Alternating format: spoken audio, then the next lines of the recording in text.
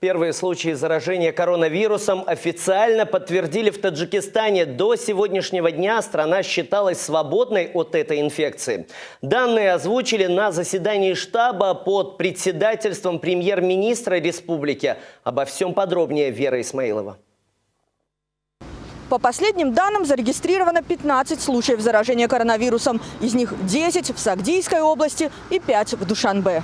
По государственному телеканалу уже выступил заместитель министра здравоохранения и социальной защиты населения. Он не просто официально подтвердил первый случай заражения коронавирусом, но и озвучил меры профилактики.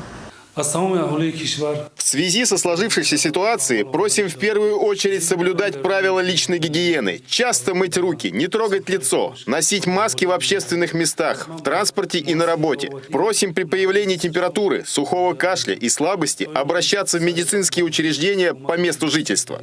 В Таджикистане с 1 февраля по сегодняшнее утро на карантине в общей сложности находились почти 11 тысяч человек, которые прибыли из других стран. На сегодняшний день почти 8,5 тысяч из них отправлены домой. Они здоровы. Школьники уже несколько дней на внеочередных каникулах. Раньше закончат учебу и учащиеся вузов.